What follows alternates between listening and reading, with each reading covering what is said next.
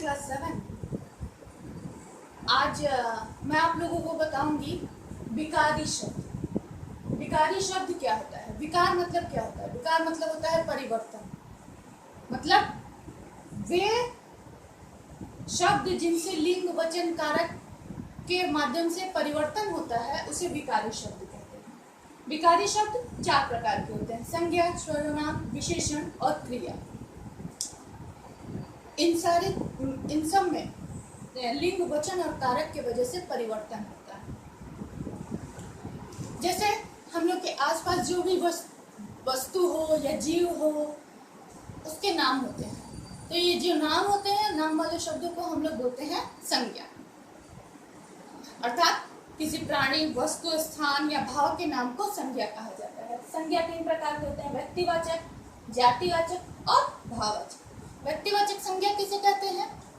वे संज्ञा शब्द जिससे किसी विशेष व्यक्ति का बोध होता है, विशेष व्यक्ति या विशेष वस्तु, विशेष स्थान का बोध होता है, उसे व्यक्तिवाचक संज्ञा कहते हैं। जैसे तुलसीदास, महात्मा गांधी, ये तो हो गए विशेष व्यक्ति।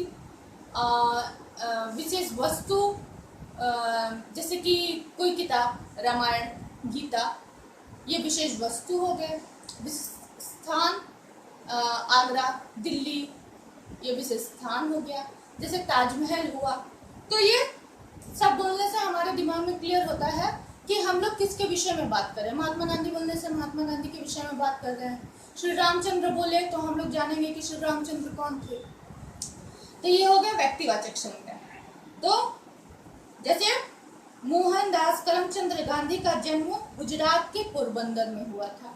तो यहाँ मोहनदास करमचंद गांधी, गांधी जी का पूरा नाम है। गुजरात जगह है, एक शहर, और पोरबंदर एक जगह का नाम है। रामचरितमानस गोस्वामी तुलसीदास द्वारा रचित एक प्रसिद्ध किताब है। तो रामचरितमानस एक किताब है, ग्रंथ है, महाग्रंथ, जिसको रचा है तुलसीदास ने। तुलसीदास 2 नहीं, रामचरितमानस के रचयिता कौन थे? तुलसीदास थे। तुलसीदास बोलने से हमारे दिमाग में ये तुलसीदास की छवि उभर आती है।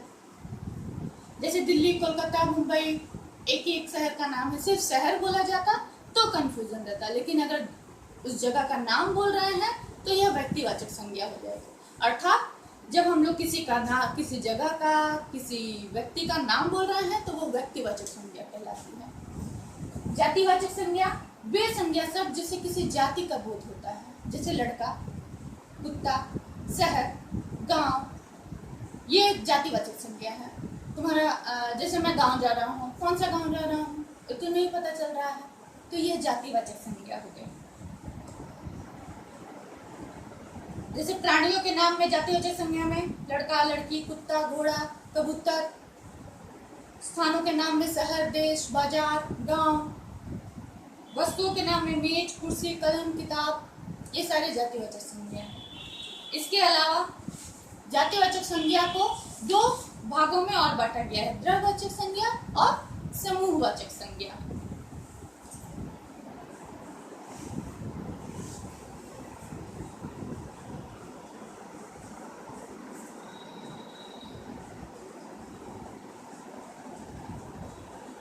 द्रव्यवाचक संज्ञा किसे कहते हैं? वे संज्ञा शब्द जिससे किसी द्रव्य यानी किसी धातु का बोध होता है तो उसे हम लोग द्रव्यवाचक संज्ञा कहते हैं। जैसे अनाज, दाल, सोना, चांदी, घी, तेल, ये सारे द्रव्यवाचक संज्ञा होते हैं। समूह मतलब क्या होता है? समूह मतलब होता है ग्रुप। अर्थात वे संज्ञा शब्द जिससे किसी समूह का बोध हो उसे समूहवाचक संज्ञा कहते हैं। जैसे सेना, सेना एक जन से मिलकर नहीं होती है, पूरे सारे अफसर मिलेंगे, उसको सेना कहा जाता है। गुच्छा, कक्षा, झुंड, मेला, ये सारे समूहवाचक संज्ञा कहलाते हैं। इसके अलावा होता है भाववाचक संज्ञा। भाववाचक संज्ञा किसे कहते हैं? वे संज्ञा शब्द जो किसी व्यक्ति, प्राणी, वस्तु आदि के गुण, दोष, स्वभाव, अवस्था आदि का बोध कराता है तो वह भाववाचक संज्ञा कहलाता है। जैसे बचपन, जवानी, कड़वाहट, मिठास, सुंदरता, ये सारे भाववाचक संज्ञा शब्द हैं। कुछ व्यक्तिवाचक संज्ञा से जातिवाचक संज्ञा के रूप में कुछ शब्दों को बदला जाता है, यानी वे संज्ञा शब्द जो व्यक्तिवाचक हैं लेकिन उनको जातिवाचक के तौर पर इस वाक्य में देखा जाता है। जैसे एक उदाहरण है, आजकल भी ऐसे विभीषण हैं जो देश को बेच सकते हैं। या विभीषण कौन है? विभीषण रावण के भाई को कहा गया है। तो रावण के भाई ने क्या किया था? विभीषण ने क्या किया था? रावण के साथ गद्दारी की थी, राम जी से मिल गए थे। तो यहाँ लेकिन विभीषण शब्द का प्रयोग किया गया है गद्दारों के लिए। तो ये गद्दार क्या हुए? जाति हुई। तो यहाँ विभीषण शब्द जो है वो जातिवाचक संज्ञा का बोध कराता है। जयचंद की आज भी कोई कमी नहीं, जयचंद भी गद्दार थे। तो यहाँ जयचंद भी जातिवाचक संज्ञा के रूप में प्रयोग किए जा रहे हैं। कुछ ऐसे संज्ञा शब्द हैं जो जातिवाचक होते हैं लेकिन उनको व्यक्तिवाचक संज्ञा के रूप में प्रयोग किया जाता है। जैसे पंडित जी स्वतंत्र भारत के प्रथम प्रधानमंत्री थे। ऐसे पंडित जी जातिवाचक संज्ञा है। पंडित जी जा रहे हैं, अभी तक मंदिर में पंडित जी नहीं आए क्या? तो यहाँ पंडित जी जातिवाचक है। लेकिन इस वाक्य में अगर मैं बोलूं कि पंडित जी स्वतंत्र भारत के प्रथम प्रधानमंत्री थे, तो यहाँ पंडित जी कौन है? जवाहरलाल नेहरू हुए। नेताजी ने कहा तुम मुझे खून दो, मैं तुम्हें आजादी दूंगा। तो यहाँ नेताजी चूंकि जातिवाचक संज्ञा है लेकिन यहाँ सुभाष चंद्र बोस के लिए प्रयोग में किया जा रहा है, इसीलिए यह व्यक्तिवाचक संज्ञा हो गई। इसके अलावा भाववाचक संज्ञा का जातिवाचक संज्ञा के रूप में प्रयोग। भाववाचक संज्ञा के अधिकतर प्रयोग एक वचन के रूप में होता है। इसके विपरीत जब भाववाचक संज्ञा बहुवचन के रूप में प्रयोग की जाती है तो वह जातिवाचक संज्ञा बन जाती है। जैसे हमें बुराइयों से दूर रहना चाहिए, यहाँ बुराइयां सब जातिवाचक हो जा रही है। शहरों में आए दिन चोरियां होती हैं, यहाँ चोरियां जातिवाचक हो जा रही है। भाववाचक संज्ञाओं की रचनाएं। कुछ मूल भाववाचक संज्ञा होती है जैसे सत्य, असत्य, अहिंसा, न्याय, अन्याय, सुख, दुख, दया आदि। किंतु कुछ भाववाचक मूल शब्दों में प्रत्यय जोड़कर बनती है। जैसे मूल शब्द हुआ पढ़, उसमें आई जोड़ दिए तो पढ़ाई हो गया। लिख, लिखाई जोड़ दिए, या आवट जोड़ दिए तो लिखावट हो गया।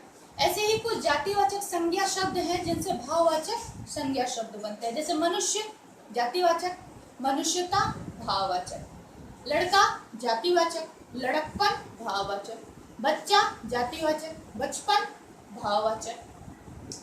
कुछ सर्वनाम शब्द से भी जातिवाचक संज्ञा बनते हैं। जैसे अपना सर्वनाम शब्द है, उससे अपनत्व, निज निजत्व, नियनिष्ठता, अहम अहंकार, स्व स्वतत्व। इसके अलावा कुछ विशेषण शब्द भी है जैसे मीठा मिठास, ऊंचा ऊंचाई। सर्वनाम, विशेषण, क्रिया, इन सारे शब्दों से भाववाचक संज्ञा शब्द पढ़ते हैं। सर्वनाम क्या होता है, विशेषण क्या होता है, क्रिया क्या होती है, ये हम लोग बाद में पढ़ेंगे। अभी ये जानिए कि भाववाचक संज्ञा शब्द सर्वनाम से भी बनता है, विशेषण से भी बनता है और क्रिया से भी बनता है। खैर, चूंकि सर्वनाम का जिक्र आ गया है तो मैं आप लोगों को बता दूं कि सर्वनाम किसे कहते हैं।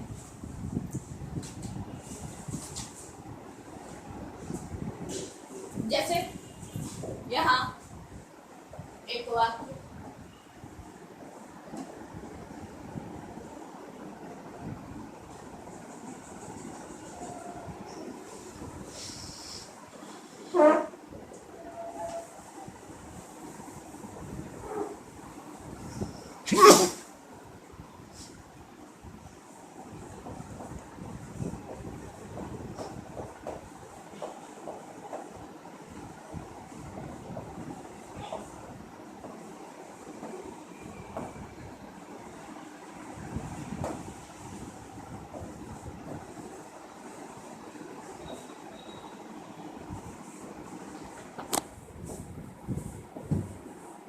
जैसे राम अपने घर जा रहा है, राम फल लेकर जा रहा है। तो यहाँ राम क्या हुआ, संज्ञा। यहाँ राम क्या हुआ, संज्ञा। लेकिन एक ही वाक्य में क्या दो बार संज्ञा शब्द आ रहा है? ये एक अनुच्छेद हम लोग लिख रहे हैं तो यहाँ दो बार राम राम राम फिर राम आएगा, तो ये नहीं ठीक लगता है ना। तो यहाँ राम नहीं लिख के हम लोग क्या लिखेंगे, वह। राम अपने घर जा रहा है, वह फल लेकर जा रहा है। तो यहाँ राम की जगह पर क्या आ गया, वह। ये वह शब्द जो हुआ उसे हम लोग कहते हैं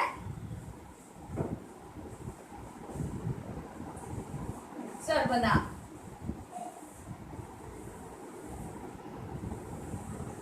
इसे हम लोग कहते हैं सर्वनाम। अर्थात सर्वनाम की क्या परिभाषा हुई? संज्ञा की परिभाषा हुई कि नाम वाले शब्दों को संज्ञा कहते हैं, यानी किसी व्यक्ति, वस्तु, प्राणी आदि के नाम को संज्ञा कहते हैं। तो सर्वनाम की क्या परिभाषा हुई? सर्वनाम किसके जगह पे आया? संज्ञा के जगह पर आया। अर्थात संज्ञा के स्थान पर आने वाले शब्दों को या संज्ञा के स्थान पर प्रयुक्त होने वाले शब्दों को सर्वनाम कहते हैं। सर्वनाम किसे कहते हैं? संज्ञा के स्थान पर प्रयुक्त होने वाले शब्दों को सर्वनाम कहते हैं। समझ में आया सर्वनाम किसे कहते हैं? सर्वनाम कुल 6 प्रकार के होते हैं।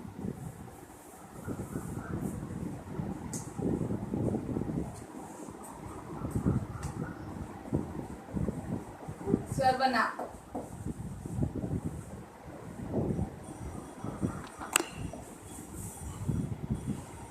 छह प्रकार के होते हैं। पहला पुरुषवाचक। पुरुषवाचक सर्वनाम। पहले हम लोग पुरुषवाचक सर्वनाम क्या समझ लें। पुरुषवाचक सर्वनाम किसे कहते हैं? जो सर्वनाम शब्द बोलने वाले, सुनने वाले एवं जिसके विषय में कहा जाए उसका बोध कराते हैं या उसके लिए प्रयुक्त किए जाते हैं, उसे पुरुषवाचक सर्वनाम कहते हैं। पुरुषवाचक सर्वनाम को 3 भागों में बांटा गया है।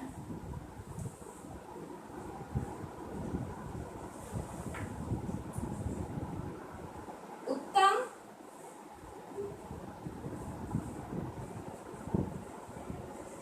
मध्यम, अन्य पुरुष। उत्तम पुरुष यानी जो बोल रहा है अर्थात मैं। मध्यम अर्थात सुनने वाले शब्द यानी कि आप जो सुन रहे हैं। अन्य पुरुष जिसके विषय में बात हो रही है। अर्थात यहाँ उत्तम पुरुष कौन हो गया? मैं हो गई। मध्यम पुरुष कौन हो गया? आप हो गए जो मुझे सुन रहे हैं। और अन्य पुरुष कौन हो गया? सर्वनाम हो गया, क्योंकि हम लोग सर्वनाम के विषय में बात कर रहे हैं। तो उत्तम पुरुष यानी कि वक्ता, मध्यम पुरुष यानी कि सुनने वाला, और अन्य पुरुष जिसके विषय में बात की जाती है वो होता है।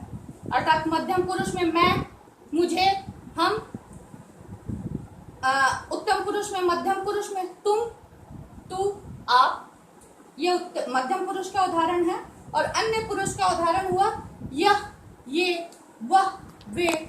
अर्थात वह जा रहा है, वे पढ़ रहे हैं। जैसे कोई किसी को बोल रहा है देखो वो जा रहा है, तो बोलने वाला अलग हुआ, सुनने वाला अलग हुआ और जाने वाला अलग हुआ। तो वह जो तीसरे आदमी यानी जो जाने वाले की तरफ संकेत किया जा रहा है वो अन्य पुरुष हो गया, और बोलने वाला उत्तम, सुनने वाला मध्यम पुरुष हो गया।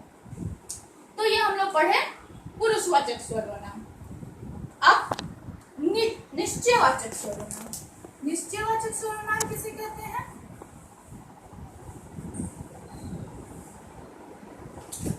वे सर्वनाम शब्द जो सर्वनाम किसी पास या दूर के व्यक्ति, वस्तु या स्थान का निश्चित रूप से बोध कराता है वह निश्चयवाचक सर्वनाम होता है। जैसे कि मैं अगर आपको किसी से मेरे बारे में बोल रही हूँ यह मेरा भाई है, तो मेरा भाई मेरे पास खड़ा है और ये निश्चित है कि यह मेरा भाई है।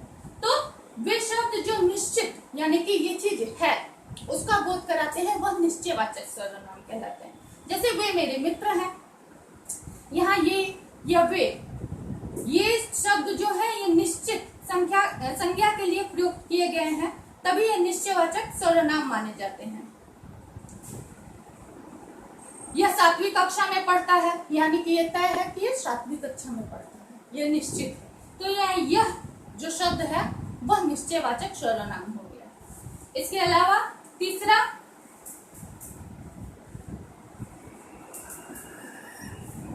अनिश्चय। निश्चय यानी कि तय है, अनिश्चय यानी कि हो भी सकता है, नहीं भी हो सकता है।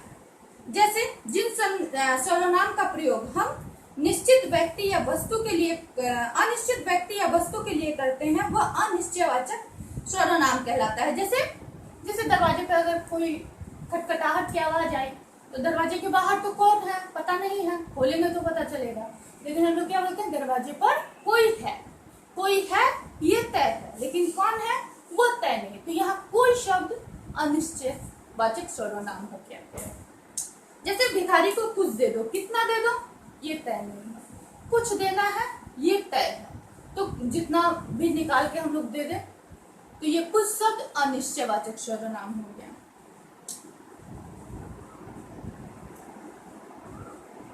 इसके अलावा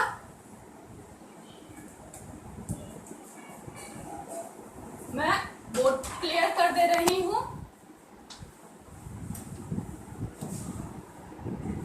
इसके अलावा हो गया प्रश्नवाचक सर्वनाम। प्रश्न, चूंकि इस प्रश्न से ही साफ होता है, इसके नाम से ही साफ होता है। प्रश्न मतलब होता है क्वेश्चन करना, यानी हम प्रश्न करेंगे हमको उत्तर मिलेगा। जैसे जिन सर्वनाम शब्दों की सहायता से हम किसी व्यक्ति, वस्तु या स्थान के बारे में प्रश्न करते हैं वह उन्हें प्रश्नवाचक सर्वनाम कहते हैं। जैसे वह लड़का कौन है, गिलास किसने तोड़ा। जैसे गिलास टूट गया है लेकिन वो गिलास कौन तोड़ता है यह तय नहीं है, तो यह तय नहीं है। जैसे तुम्हारा नाम क्या है, तुम्हारा नाम हम जानते नहीं है, ये क्या, किसने, कौन, खाना किसके लिए आया है, किसके, ये सारे शब्द ये प्रश्नवाचक सर्वनाम कहलाते हैं। प्रश्न यानी कि वे शब्द जो किसी प्रश्न का बोध कराए वह प्रश्नवाचक सर्वनाम शब्द कहलाते हैं।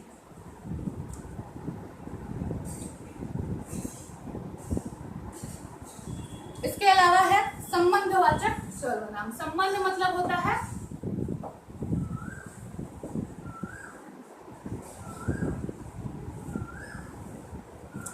जिन सर्वनाम का प्रयोग वाक्य में प्रयुक्त दूसरे सर्वनाम शब्द के साथ संबंध स्थापित करने के लिए किया जाता है वह संबंधवाचक सर्वनाम कहलाते हैं। जैसे जो मेहनत करेगा उसे सफलता मिलेगी, तो यहाँ सफलता और मेहनत का संबंध स्थापित हो रहा है जो और उसे से, यानी कि जो मेहनत कर रहा है सफलता उसी को मिलती है। जैसी करनी वैसी भरनी, तो यहाँ कर्म और उसके फल निर्भर कर रहा है जैसी और वैसी से। जैसा हम करेंगे वैसा फल पाएंगे।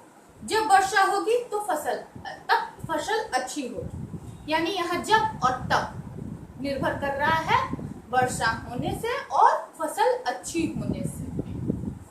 फसल अच्छी होने का संबंध है किससे, वर्षा होने से, जिसको जोड़ रहा है कौन, जब और तब। जिसके पास काला बैग है वही ऋतु। यहाँ काले बैग का संबंध स्थापित हो रहा है किससे, ऋतु से। ऋतु को कैसे पहचाना जा रहा है, काले बैग से। जिसको कौन जोड़ रहा है, जिसके और वही। अर्थात यहाँ संबंधवाचक सर्वनाम किसे कहते हैं, जिन सर्वनामों का प्रयोग वाक्य में प्रयुक्त अन्य सर्वनाम या संज्ञा शब्द के साथ संबंध स्थापित करने के लिए किया जाता है वह संबंधवाचक सर्वनाम कहलाता है। लास्ट है निजवाचक। निज मतलब क्या होता है, निजवाचक, निज मतलब होता है स्वयं के लिए, अपने लिए, यानी कि वे सर्वनाम शब्द जिनका प्रयोग स्वयं या अपने आप के लिए करते हैं तो उसे हम लोग निजवाचक सर्वनाम कहते हैं। जैसे आप, स्वयं, खुद। मैं अपने लिए स्वयं के लिए चाय बना रही हूँ, तो यहाँ चाय किसके लिए बन रही है, मेरे लिए, तो यहाँ स्वयं शब्द किस लिए आया, निजवाचक सर्वनाम कहलाएगा। उसने स्वयं मुझसे कहा, यहाँ कौन कह रहा है, वह स्वयं, तो अर्थात स्वयं शब्द निजवाचक सर्वनाम है। मैं अपना काम आप कर सकती हूँ, यहाँ मैं काम कर सकती हूँ, लेकिन किसके लिए, किसका काम, अपना काम, तो यहाँ भी निज आया। निज मतलब वह शब्द जो हम लोग स्वयं के लिए प्रयोग करते हैं, अपने लिए प्रयोग करते हैं, उसे निजवाचक सर्वनाम कहते हैं। तो ये आज हम लोगों ने पढ़ा संज्ञा और सर्वनाम। सर्वनाम के संबंधों के कुछ महत्वपूर्ण बातें हैं, जैसे आदर देने के लिए एकवचन पुरुषवाचक सर्वनाम का प्रयोग बहुवचन के रूप में होता है। जैसे माँ बाहर गई है, यहाँ माँ एकवचन शब्द है। वे देर से लौटेंगे, यहाँ वे लौटेंगी। ये वे और लौटेंगी जो क्रिया का प्रयोग हुआ ये बहुवचन के रूप में हुआ, लेकिन यहाँ लौटेंगे बहुवचन नहीं है, ढेर सारी माएँ नहीं लौट रही हैं। यहाँ चूंकि हम लोग माँ को सम्मान दे रहे हैं इसीलिए लौटेंगी बोलेंगे। तू का प्रयोग अत्यधिक निकटता या अनादर प्रकट करने के लिए किया जाता है। तू शब्द का प्रयोग हम लोग उसके लिए करते हैं, तू जो हमारे बहुत करीब हो या फिर हम लोग जिसका अनादर करते हैं उसके लिए तू सर्वनाम शब्द का प्रयोग करते हैं। कोई के साथ सब या हर विशेषण का प्रयोग भी किया जाता है, जैसे हर कोई सुविधा चाहता है, सब कोई आजकल महंगाई से परेशान है। तो ये है कुछ सर्वनाम के संबंध में महत्वपूर्ण बातें। अच्छा, एक बात मैं आप लोगों को बता दूं कि मैं जो वर्कशीट पीडीएफ के माध्यम से जो भेज रही हूँ तो वो आप लोग के बुक से शायद नहीं मिल रहा है, तो कोई बात नहीं है। हम लोग क्या पढ़े, संज्ञा वो आपकी किताब में है, सर्वनाम पढ़े आपकी किताब में है, और जो वर्कशीट दे रहे हैं आप लोग इसको सॉल्व करिए, इसको कॉपी में लिखिए और उतार दीजिए और तब इसको सॉल्व करिएगा, ठीक है। तो ये वर्कशीट मैं आप लोग को दूंगी, इसको आप लोग सॉल्व करिएगा। आज मैं एक ही वर्कशीट दूंगी संज्ञा का, सर्वनाम का मैं बाद में दूंगी, क्योंकि दोनों का संबंध था इसलिए मैंने दोनों ही पढ़ा दिया।